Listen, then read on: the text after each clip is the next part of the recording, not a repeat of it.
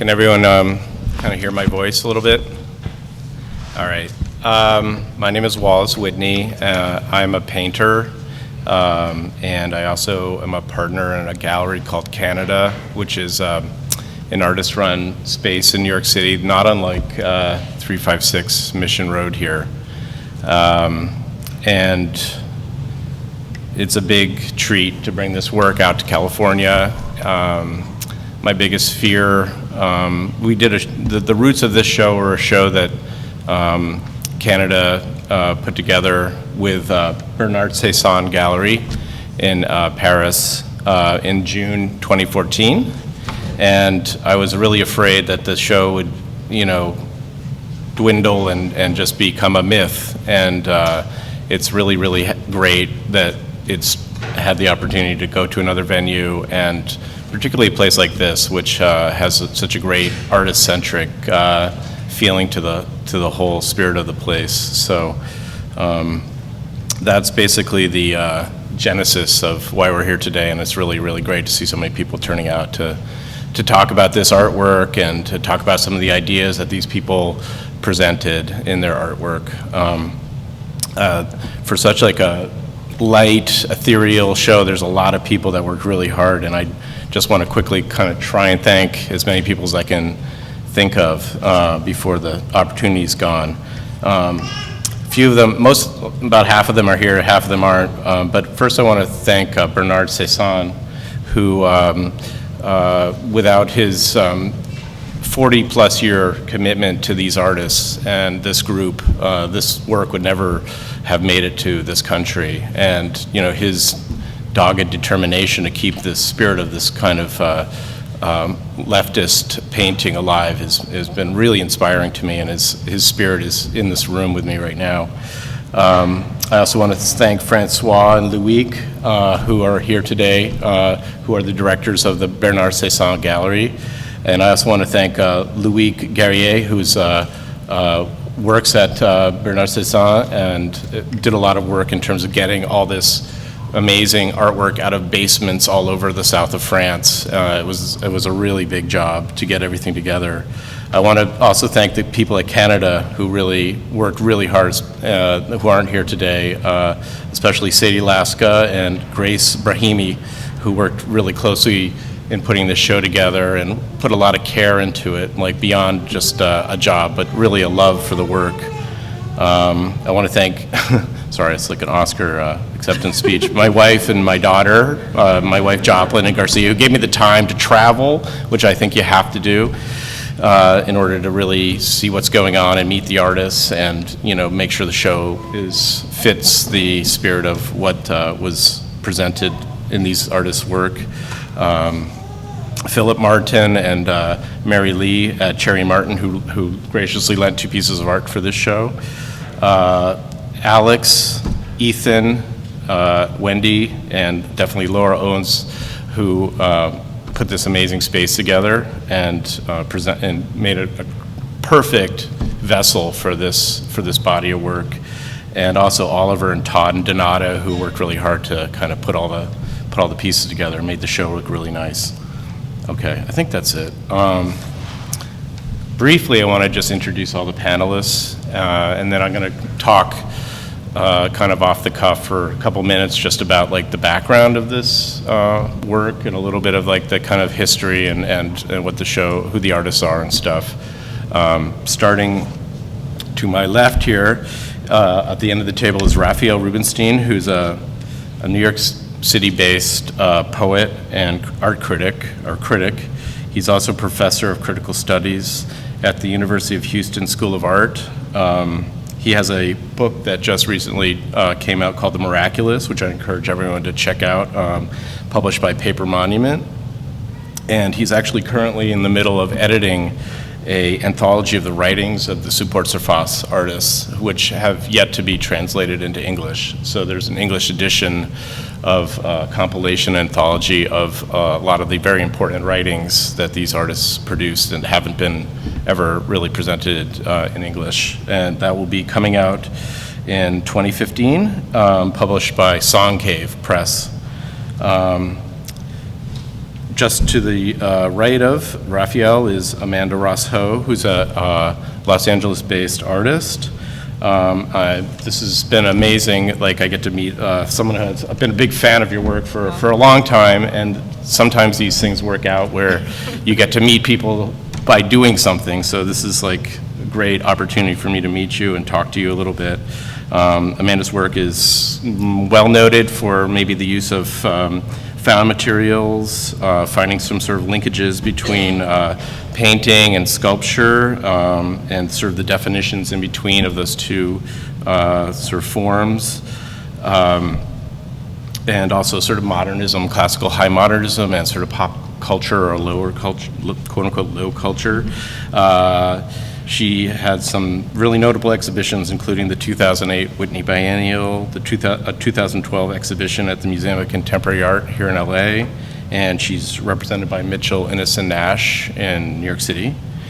And to my right is François Ceysson, who came all the way from Paris to be with us for this panel and to kind of represent the French perspective on this panel today.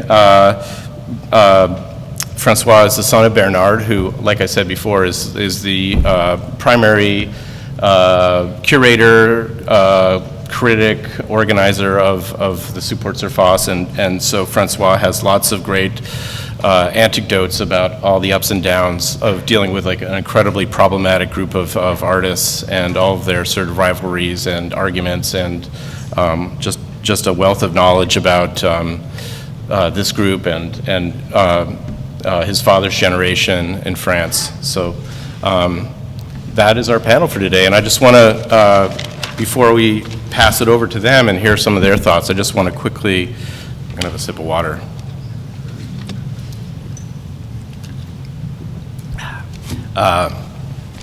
Let's see, talk about the show. So, like I said, this show is the offspring of a show in Canada, which was the first survey of Support Surface in the United States. That show was in June 2014. And so this show is actually sort of, it's not exactly the same show. We had split the show in half. Half of it is in Portland and half is in LA here. And we had added many, many additional works to kind of fill the big space and kind of retuned and rethought the show.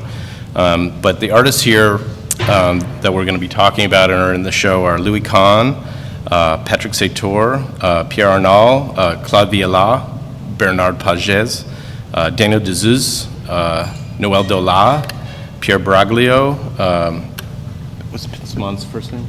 Jean-Pierre. Jean-Pierre Pinceman, and a couple of people that really are central to the group but aren't represented today would be Valençay, Vincent Boulet, Tony Grand, and Marc Devade. So those are four artists that we may come up in discussion, but we don't, for various practical and ideological reasons, are not here in this show. So we can perhaps talk about some of the omissions as well as the people that are included. But in a nutshell, Support Surface is a radical painting movement that had its primary moment, I would say, from 1966 to 1973. There was approximately 12 central artists to the group.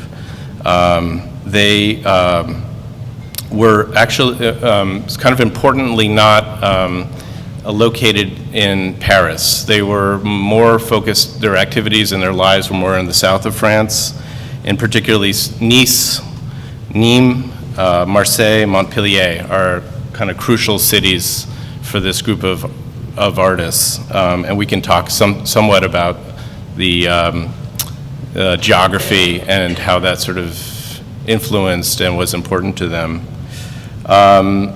So anyway, it's very important to kind of consider the political backdrop of France in the 1960s and early 70s and some of the political realities. There was obviously student protests in Paris at the time.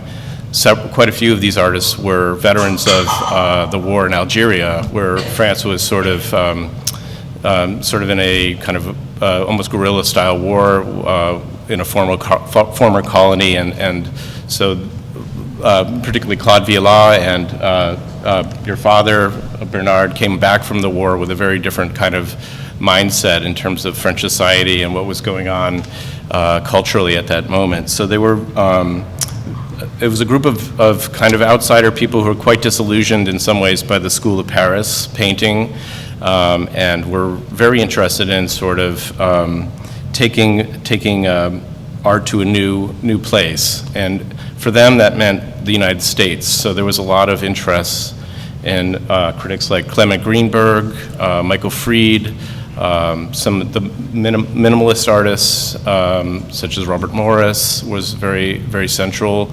Color field painting and abstract expressionism were very new forms for these artists, and quite radically different in a sense from what they were receiving in art schools at the time. I think in a sense that's enough for me at the moment. Let me turn it over to see what some other people have to say. I thought maybe we could start with Raphael, who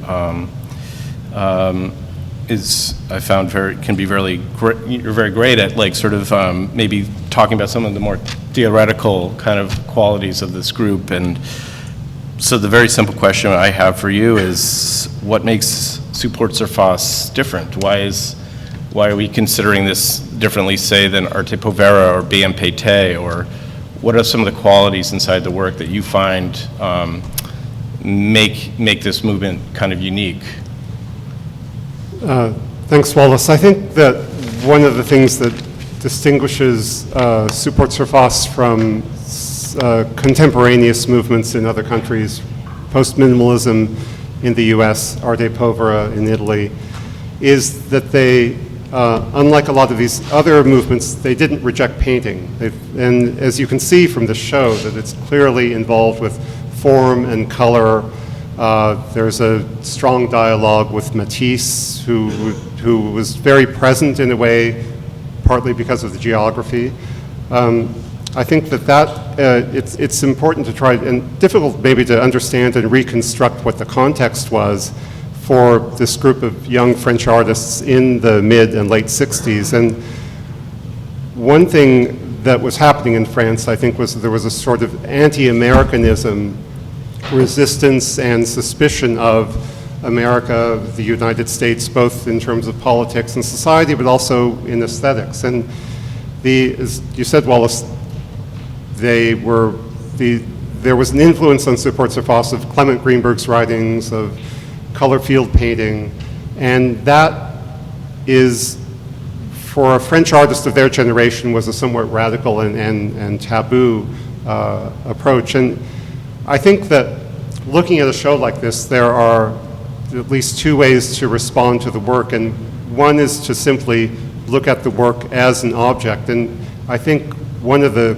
particular qualities of Support Surface is that a lot of the works tell the story of their own making. You can actually reconstruct by paying attention to how the paintings have been folded and unfolded, how the paint has been applied, how the structure, they're really paintings that make themselves, to paraphrase the great Dorothea Rockburn, a drawing which makes itself work. So in some ways, these works, I think, tell their own story, but they're also coming out of a context, a specific political, artistic context in France. And your question is, how is it different from American work? And I think it really is different from color field painting in a lot of different ways. One is that they're using a lot of everyday materials. They're making paintings on tarps and awnings. Claude Viola, for instance, his work, really, the materials in his work, I can see a Viola right there on the wall, a somewhat later work on the wall behind you, and you can see that's something he's taken from, it looks like an awning from a cafe table, perhaps. So that's something that in color field painting, in Morris Louis or Helen Frankenthaler or Jules Olitsky, while they were using unstretched canvas, which inspired the Support Surface artists, they would never have used everyday materials that had come with their own history.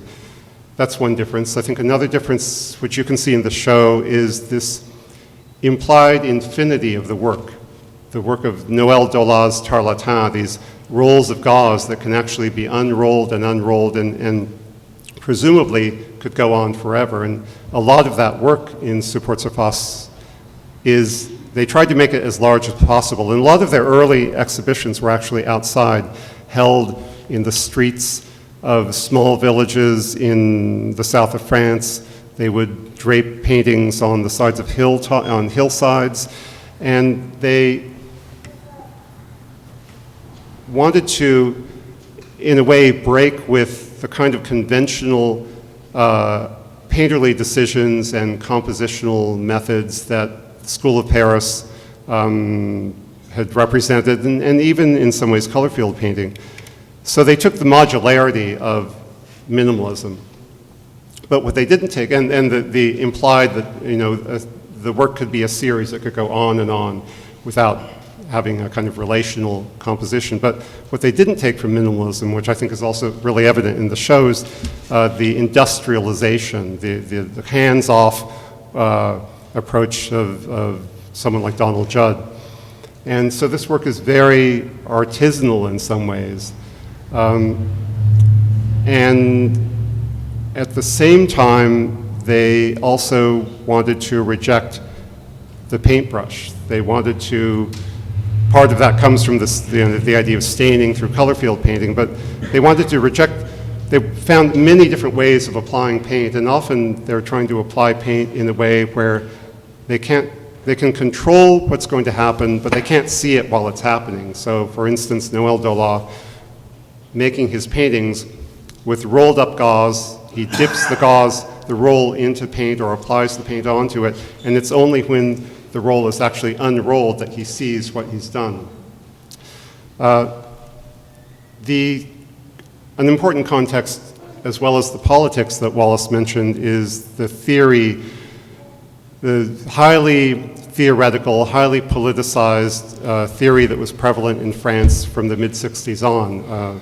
Writers and thinkers like Jacques Derrida and Gilles Deleuze in particular.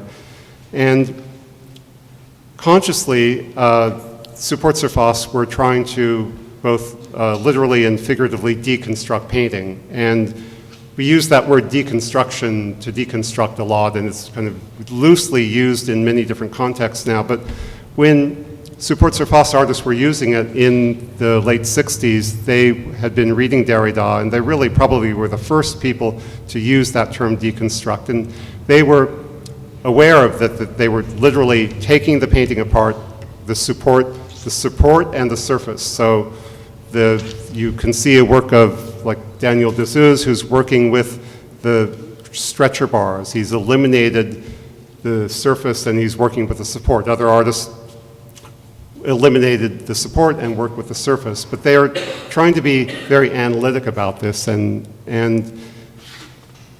even the name of the movement, Support/Surface, is looking at that, I think, instantly of Roland Barthes' famous influential book S/Z, S/Z, published in 1970, the same moment that Support Surface was emerging. I think there was a very strong interaction and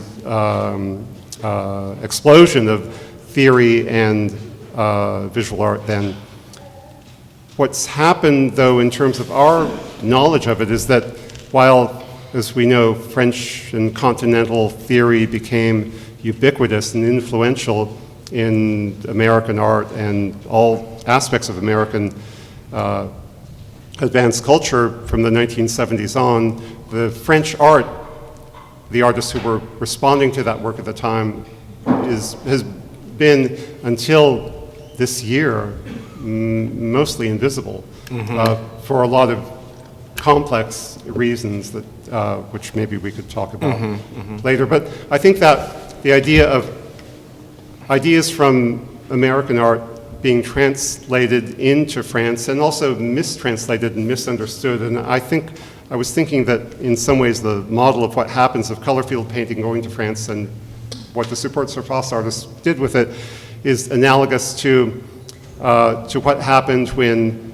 musicians in Jamaica were listening to R&B, American R&B music, and reinterpreting that and creating what we know as reggae. In some ways, that's a very similar transcultural appropriation, reappropriation, redefinition, and then it comes back, just as Support Surface is now coming back to this country. And I think that those exchanges are really absolutely vital for artists not to be enclosed within the idea of like a tradition and being true to the tradition. But misunderstanding, I guess that's Like, the point. like a creative misunderstanding or a lost in translation moment that we end up with a third thing. We combine a couple things. Yeah. I want to shift to you, Amanda. Amanda, get some of your Tough act thoughts. to follow, yeah. That's a tough act to follow, no That is. doubt, but I know you are up for it. I'm I'm up very for it. confident I'm about up that. for it. Let's do this. Let's do this, as they say. I mean, in your intro, I was kind of talking about found materials. There's a lot of, in the kind of contemporary dialogue going on around about painting right now, the word materiality comes up an awful lot. And this show seems to me to be absolutely about materiality in some level, and I mean, I'd like to hear your responses to the show just sort of viscerally, and if there's any linkages you can make between your relationships to the materials you use, perhaps, maybe things that you saw on the show that sparked some of, some thinking on your own practice, if you could. Sure. Yeah, I have a whole list. Good. So I'll try Well, to figure out how to let's dive in, cram yeah. that into a little chunk. Yeah. Thanks for having me, and I feel like I'm the wild card in this group, so I'm happy to That's play that good to role. be the wild That's card. my Yeah. that's my favorite role.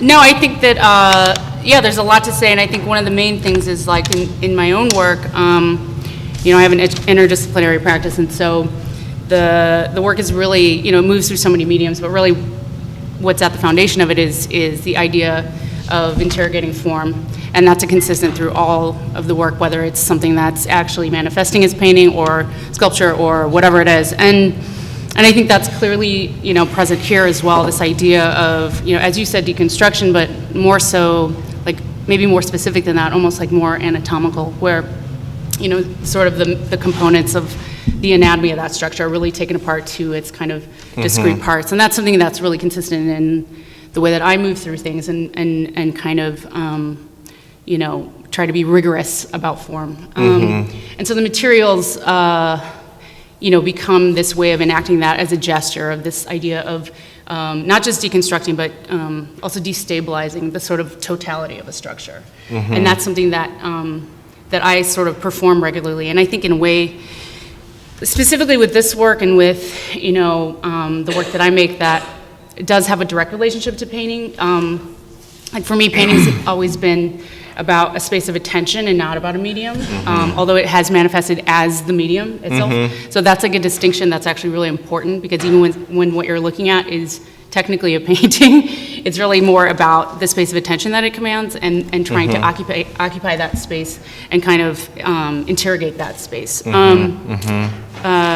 yeah, that sort of sense of anatomy and kind of really thinking about how to, as we talked about yesterday really briefly, about taking that form and sort of, almost, entering that space through some back door or some side door is another thing. And when you were talking, I was thinking about the idea of like an embedded dialectic within the materials themselves as almost like conversational, where you have, something that's not necessarily about its singularity of voice, but rather than sort of like a conversational thing that's happening within not just the materials, but sort of the action of destabilizing that structure, whatever that is. And those are things that, I feel totally connected to in this work. What was the other thing I want to say? I want to talk about heroics and the idea of like anti-heroics and the way that scale can actually occupy an anti-heroic space. And that's something I think about a lot, because I use scale. I use scale regularly, but not in the sense of but in a way where it embodies almost its contrasting kind of vulnerability, yeah. So those are kind of the ways in which I feel like the work that I do kind of dovetails with this work, and this idea of politicizing is, for me, in the way that I work, is not necessarily so literal, but there is a politic, a very intense politic, I think, to making work that creates a rupture, and the idea of a rupture, and the idea of the idea of destabilizing. I keep thinking about that word. And the idea of support surface is like those things being able to be separated rather than kind of inextricably unseparatable. So that destabilization of that centeredness. Yeah, so those are kind of the main things I wanted to talk about. But I also was thinking about what you said about found materials, and thinking about viewership. I always talk about viewership as kind of a primary material, and the idea that that space of expectation, whether it's the expectation of coming to a painting or coming to, any kind of visual kind of language, that predisposition, the fact that you're coming to it with this expectation, and then specifically working within that space to take that apart or maybe, rupture that a bit is another use of, something like an umbrella or a familiar object that's from your world, from the world of, not from the world of made things, but the world of familiarity, where the vocabulary is your kind of in your space. So that's a starting point, but I feel like that's my list. Okay, it's a pretty good list. I mean, I was definitely, there was words you used that was very, want to come back to, which is like interrogating form, I think you used, and you talked about structures and totality, and those are, I just wanted to maybe try and get a little, tease that out a little bit, because it feels like this work is so much about that, the support surface group was so political and so focused on talking about structure, and I wonder if it's if it's safe or fair to say that any artist doing what you're doing, or kind of attacking, or as you use the word, backdoor, is it something social? Is it talking about politics? Is it a metaphor for our day-to-day world, or is it a little bit more like individualistic or about the studio practice? I mean. Well, I think for me it's about the machine of viewership and that relationship. So that thing I said about the conversationalist, that it can mean many things. It's like it could be about the relationship between the maker and the viewer, or the relationship between the maker and the material. It's like all of those kinds of those loops that are sort of like embedded in the work, and kind of like trying to understand the kind of mechanism of that, so it's like form ends up being sort of a placeholder for whatever in some ways, what I mean? At least for me, where it's like, but I do think this work, like what you were saying about the relationships, these artists' relationship to painting, I think that this work does demonstrate this idea of like taking apart painting as power structure. Right. Like that to me is like implicit in this work, and I don't. I definitely go ahead. I think that your use of the word destabilization is really apropos for this work, and a number of the artists in support surface were reading a lot of Jacques Lacan at the time, and they had a kind of psychoanalytic ideas of what they thought their work could do, and one of the reasons that there's a lot of color and not very much drawing in the work, and also that it's large scale, that they had a belief, I don't know, whether there's any reality to that or not, but they believe that the viewer, that somehow the use of reliance on color and large scale would be able to break down something within the viewer and allow for more exchange between the unconscious and the conscious, and that this, to promote a kind of what they said was a crisis within the subject of painting, and a crisis also within the subject of the beholder of the painting. And So that, whether it happens or not, and some people's one objection or interpretation of this work is that it's simply formalist abstraction, and we can set aside the more discursive or theoretical or political concerns of the artists and not worry about those. But if you ask, as particularly at the time, they really thought there was something more going on, and it was a kind of destabilization of the viewer. And Totally. it's, those things are hard to quantify, though, but that doesn't mean they don't exist. Yeah, good point. François, Yes. how are you doing? I just want to get you in the mix here. Okay. I think that maybe for Americans it's difficult to understand what was happening in France politically, and particularly around leftist politics at that moment. And I was just wondering if you could maybe speak to a little bit about some of the politics of these people, and B, some of the interpersonal politics inside the group and the structure of how they operated, and the way that they sort of interacted with each other. I find that very.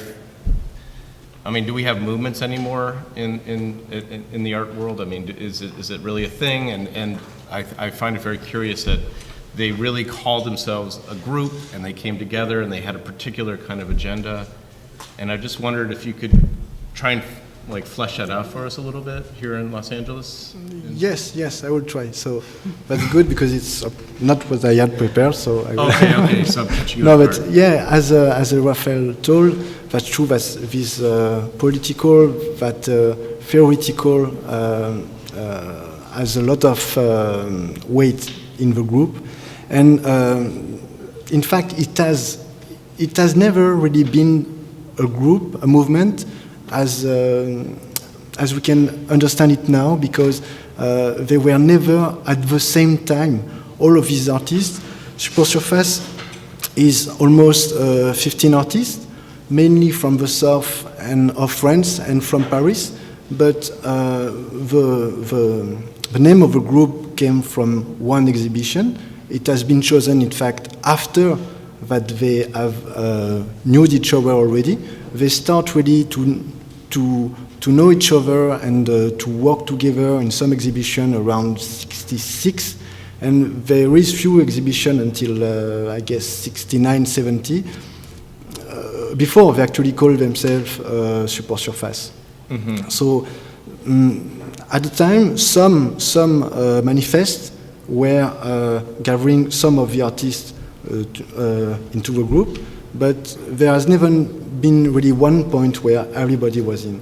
And some of them were really hard with the theory, like they were extremist, Marxist and Maoist, and maybe spent too much time writing what art should be rather than making art.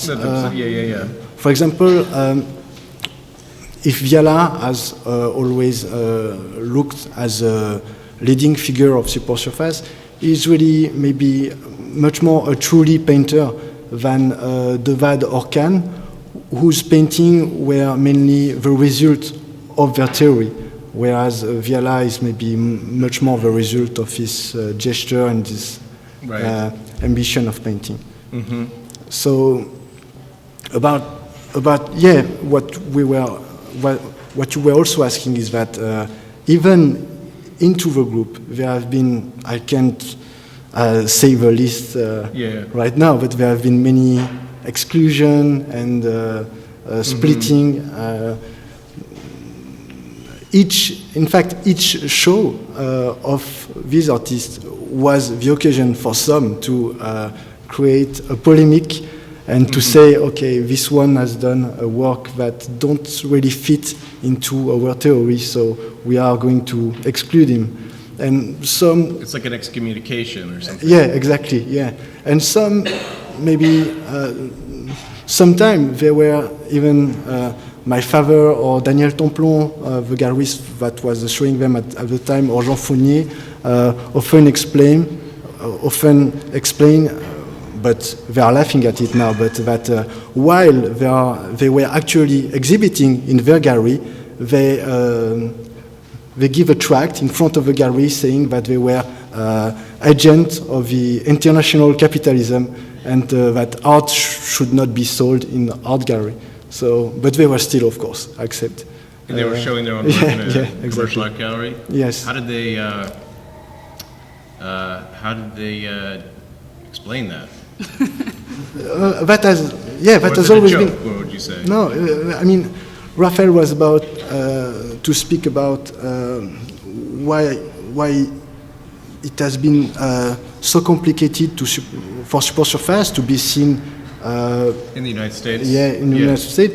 It's mainly because of this kind of activity, of action. I mean, So they saw their job essentially to subvert even the system of a commercial art gallery? yes, and there have been, in fact, even if it was really interesting to question painting like they have did, they were a bit annoying because actually they were they had a lot of success in France, and they have spread their work in all the national territory, in every museum, and so maybe it explains why after some artists or some collector, even in France, were a bit fed up with them, because in a way they were saying that art shouldn't belong to collector, to capitalism. Right. And in the other way, they were all, many of them were teaching, and by that way, annoying their student with their theory. And they were also, they really looked that they were subsidized by the state. So in a way, it looked like art from the state. And so, yeah. Which has also been one of the historic problems of the reception of French contemporary art in the United States. I think it's often been seen as subsidized or promoted or somehow a vehicle of French cultural politics. And I think that one of the nice things, great things about the show at Canada and this exhibition here is that they're independent. They're created by galleries, by artists, by critics, and without any official, at least that I'm aware of, any official support. Yeah. And but I do think that there was, I mean, I wasn't in France in the early 70s, but it seems to me that there was, at the time, an act that they were making works that were going to be very difficult, if not impossible, to enter into the market, the art market easily. Just the idea of making such work that's so nomadic. So, all of these, you could, a lot of this, this show could probably be folded up and put into a not very large box. And I think that nomadic quality of the work also makes me think about ideas of the counterculture in the 1960s. This idea of leaving the city, leaving the industrialized Western society. And I know that for Claude Viala, for instance, his visit to the Museum of Natural History, American Museum of Natural History in New York, and seeing the Native American Plains Indians objects was really important for him. It was a kind of model for what he wanted to do as an artist. And I do think, I mean, I agree with you, François, that there is, they are successful and recognized and accepted by institutions in France. But I do think we also need to try to use our kind of the historic frame to remember and mark the radical steps that they were taking against the status quo in the mid-60s. It's easy to forget that because so much of this has been assimilated not just through the Support Surface artists, but by so many artists.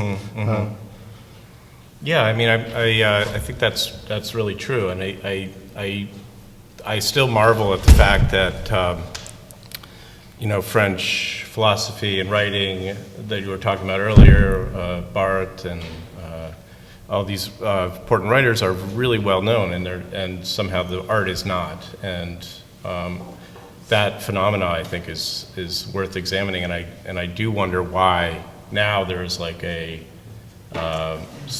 a small groundswell of interest in the work, and I don't know if it's the novelty or if it is actually what's embedded inside the work. But I think, or how it relates to what artists are doing now, what contemporary younger artists are doing. Yeah. Which is that, it seems to me that I ask myself that question too, as someone who's been writing about this work for a long time and seeing very little interest in it until very recently, and that there must be something that the response has something to do with what is actually happening in studios and galleries right now. I think so. I think in contrast to some work that is this has been written about in context with the show that was done in New York, but I think the phrase was zombie formalism. I think you talked about that to some degree, and I think that that work, in some sense, to me, kind of keys off of maybe the group that was simultaneously active, BMPT, which was the initials in alphabetical order of Buren, Moset, Parmentier, and Tironi was the last one I always forget. But that work had located itself in Paris, was embedded somewhat closer to me in terms of like a critique of institutions. And this work never rejected painting in the same way. I guess that was sort of the painting is dead moment that minimalism was sort of responding to. But these guys, as radical as they were, never seemed to kind of let go of the idea of the rectangle. And we're really interested, I guess, in investigating color and sort of kind of resurrecting painting. Does that sound right to you, like in terms of the difference between like BMPT and...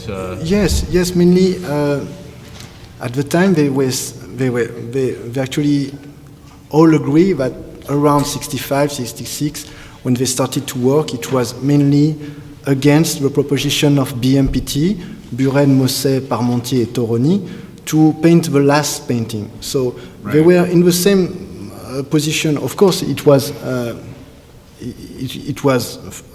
for both groups a reaction to École de Paris that seems to go in the dead end. So there was this feeling that it could be maybe the last avant-garde, because so many avant-garde already happened in the 20th century that they really had to do something to change it. But BMPT was really wanted to end the painting with leaving the less possibility to create something new. Tironi with just a simple gesture, and Buren with the stripe, but it didn't allow really something new. Mm-hmm. They were saying we've got to decompose, to destructure the entire painting to see what it's made of, mm-hmm. and then we can start an infinite possibility. But so it's really optimistic about it is optimistic, and I think for them, of course, toward America, it was an immediate reaction because they feel pushed that they had to react because in a way they had lose the center of the art world to America in '64. They were not included in Harald Zeman when attitude become form. So they really have to think about something new immediately. And I think young American artists, but I cannot think for them, but maybe they have this heritage of this great master, the color field, and the minimalist artist. And so they, of course, have to inherit in a way of all we have done. But now maybe the time, they have enough time maybe to start to question this period. And it has, of course, surprised us to see some similarity, but we just think this is the kind of idea you have if you want to, in a way, admire, but also criticize the minimal art. Because, again, just recently, the main thing that can think Louis Kahn about why he was making artwork with a soft piece of cloth is that for him, minimal art in America looks too much like a furniture. So he wanted to make a soft. And I think, yeah, recently this is maybe the way it has been presented, maybe in some museum or in art fair.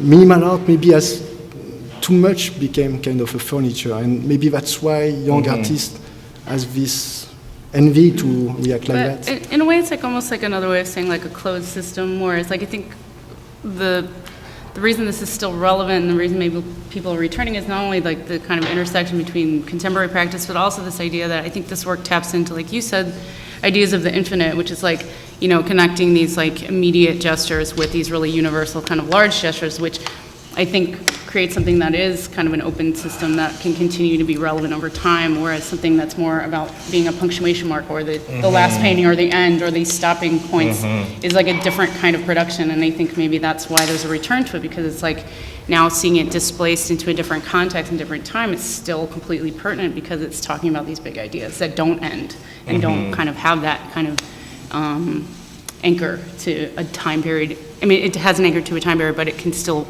move through time. I think, yeah. I mean, I for me as an artist, I'm really attracted to their use of color. I think that is really unusual to see vibrant color, which is so sort of personal and sort of subjective. And that layer of the work, I think, is really interesting to me. And I also like that thing you were talking about heroic, anti-heroic. There's a way that it kind of responds to the macho-ness of minimalism, but it sort of does a softer version of the same thing. So it's like the ideas in some ways are the same, but it's presented in a way that I feel gives the viewer, as you were talking about, the audience, a little more agency within their experience of the artwork. And I find that extremely like humane. And meeting them, you know, talking to a few of them, they're extremely kind of modest. I mean, maybe they're just pretending for me, but they seem very humane, kind of very conscious of their presence in space, very graceful, and really kind of earnest about sort of understanding another person's point of view. And also, it seems like holistics is like part of the definition of the group. You know, Sports or Foss, it's like in its definition, its name, it's like kind of about a holistic system. And so even in not necessarily that it's as like an alternative to minimalism, but like it's like completing that holistic system. They both need to exist in order to sort of like talk about that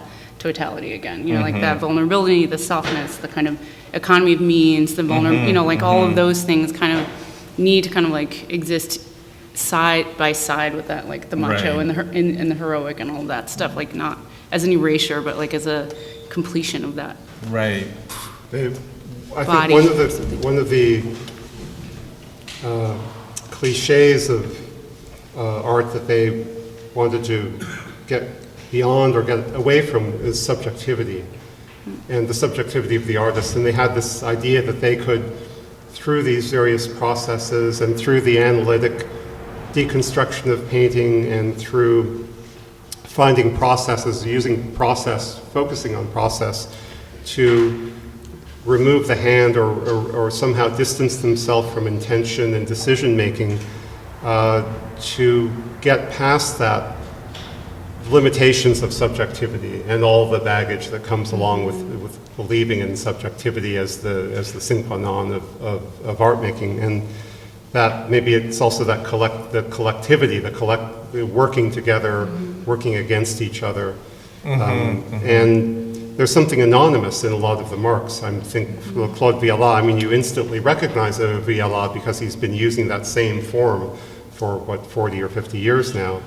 But at the same time, there's something almost anonymous about it, and I think that runs through a lot of the work.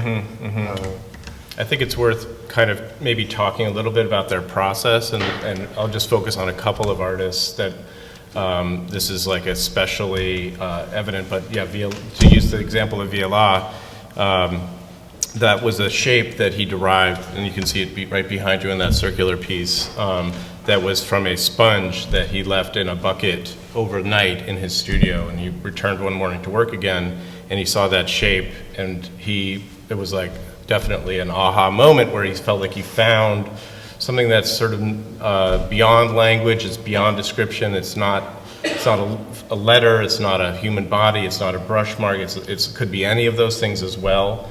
And then he kind of, as you said, past 40 or 50 years, used that same image over and over and over again, sort of kind of as if it was one big piece of work over 50 years. I think talking about this idea of taking the hand or taking the intentionality, they were in some sense kind of anti-drawing. They didn't want to determine the form of their pieces. They wanted to actually kind of set forth like the minimalists in some ways. It's like a recipe of different procedures, and at the end of that process, you're not finished a painting, you just stopped working on it basically. And I think Noel Dolat is one of the artists that you should kind of zero in on for examples of that. We have two great examples of his tartelin pieces, which are gauze, which he has dipped into inks and then let dry, and then he unrolls them later after they're dried. So in some sense, he made them completely blind. They're also like completely up to the installer to show how big or small they are on the wall. They can be put on there's a lot of variety. So it's sort of like taking himself out of the equation to some degree.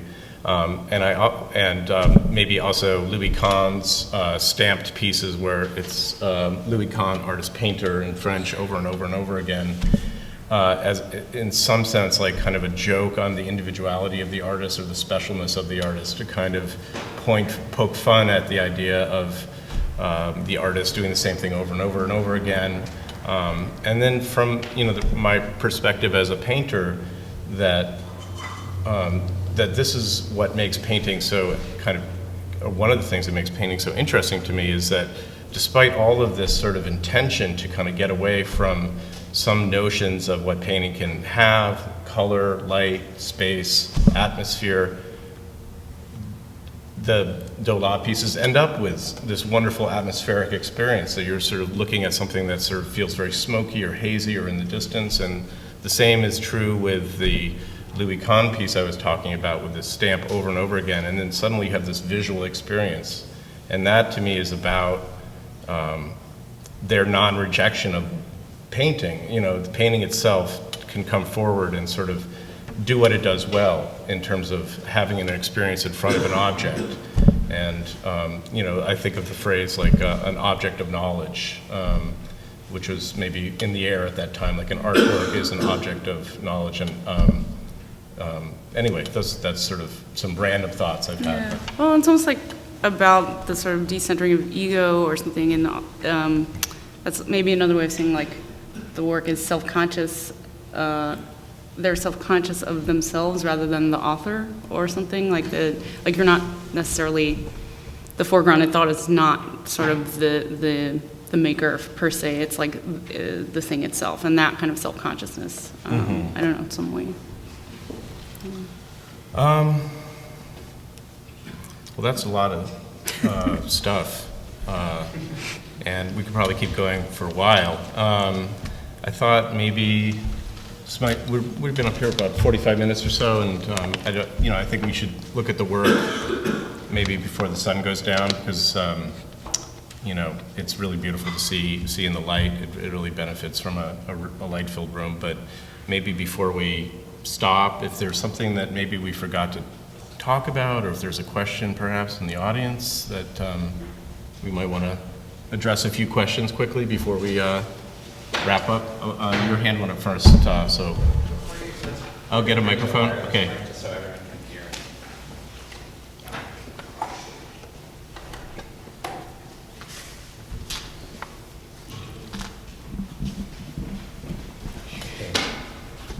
I wondered, Raphael, if you could talk more about connection, or any of you really, but between this painting and formal abstraction young painters that are working somewhat similarly. You started to, but then something moved away. Well, I think the one thing that this work seems to have in common with a lot of work that has been seen and shown recently is process and materiality in abstraction. And I think, so Wallace mentioned the term zombie formalism, and which has been used as a derogatory, dismissive label on a lot of contemporary abstraction, and which is seen as somehow too compliant with speculative art market. But putting that aside for the moment, but just thinking of it in terms of visual physical relationship, I think that materiality is, what do we mean by materiality, or why do artists, all art is somehow involved with material and materiality, but when that the materiality of the work is foregrounded, I think there's something different happening, and I think that would be one place where I see some overlap between this work from 40 or 50 years ago and work by contemporary younger painters, and also process. And I think that the process, I mean, I'm not necessarily, as a viewer or as a critic,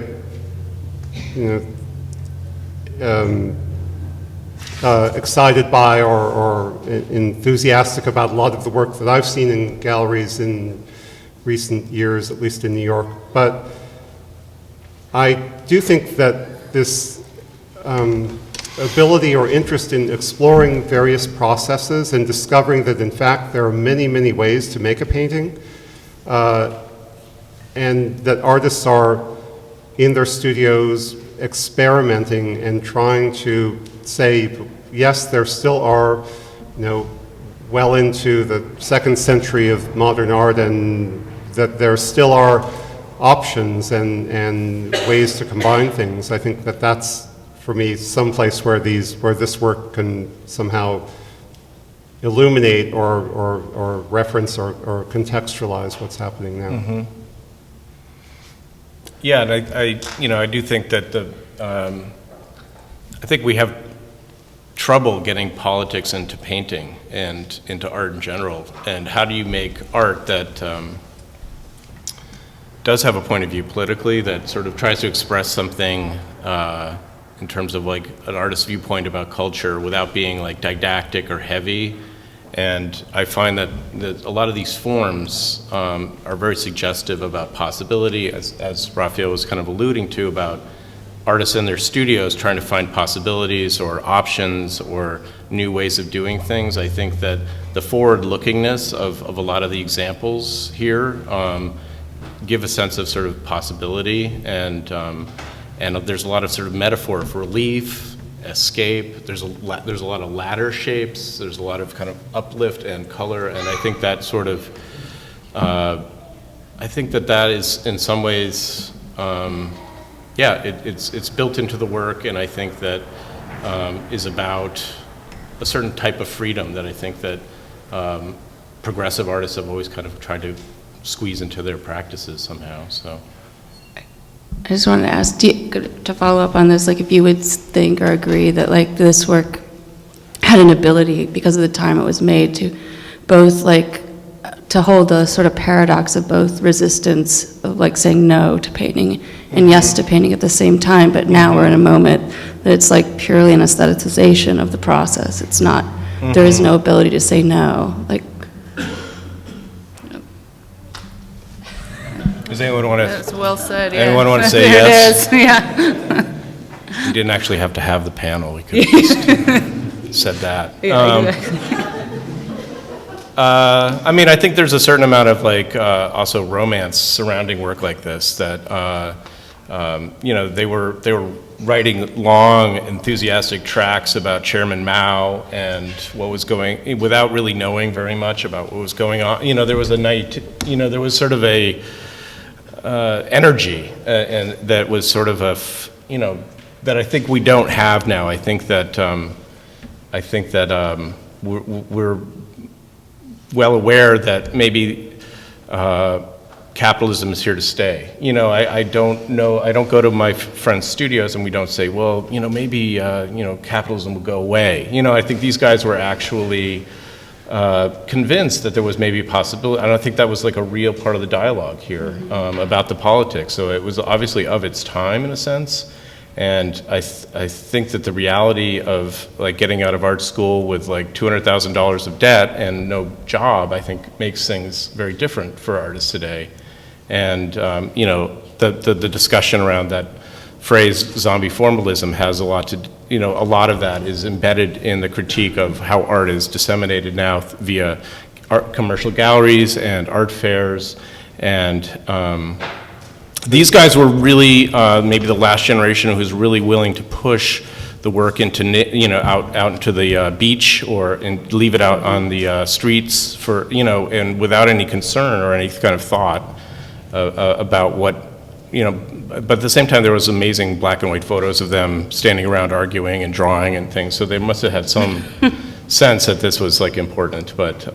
Well, I mean, it's sort of like what Laura said, it's like the difference between actual rigor and then sort of the pantomiming of rigor, it's like an aesthetic, and I think that's like this huge whole other panel that we could go on and on about forever. Well, this does feel like an investigation into like particular issues, and it's grounded in something, I guess. And maybe we're nostalgic for that instead of like, what does materiality actually mean as a term? I mean, it seems sort of hollow, as you said, all art is material on some level. It's made with materials, but I don't know. Yeah, and maybe what we miss in more recent work is an ambition for painting.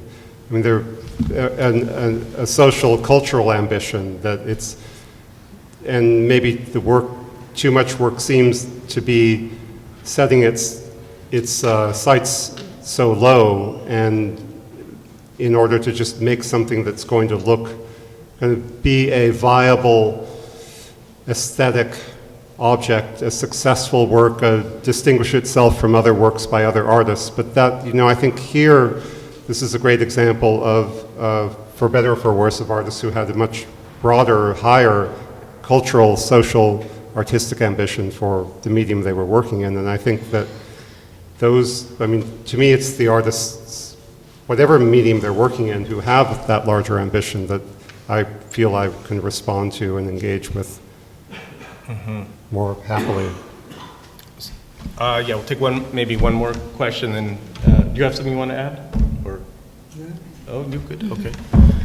Yeah, please. I guess I just wanted to make the comment that what's interesting to me about, especially talking about politics and contemporary artists, and even going back to their reception of the American artists, that the American sort of took the American version of what was basically like an individualistic kind of basically spiritual experience grounded in the, reception of an artwork through a person and, just in that experience, and infused that with politics or made it political, whereas like the object, and it's kind of like surrealism, like the interaction with the object would lead to a liberating consciousness, basically. And I guess I just wanted to say that I really like it is so optimistic. It's idealistic, but it's like also the optimism of that and the fusing of the kind of American color field painting Rothko, something like that, with the politics is what's really exciting to me. So thanks. Cool. That's a good point. Maybe that's a good place to leave it for now. We'll be floating around, looking at the work with you. It's really lovely to sit down and actually pay attention to this subject. And thanks again to Raphael, Amanda, and François for doing the panel. And please enjoy the show and hang out a little bit.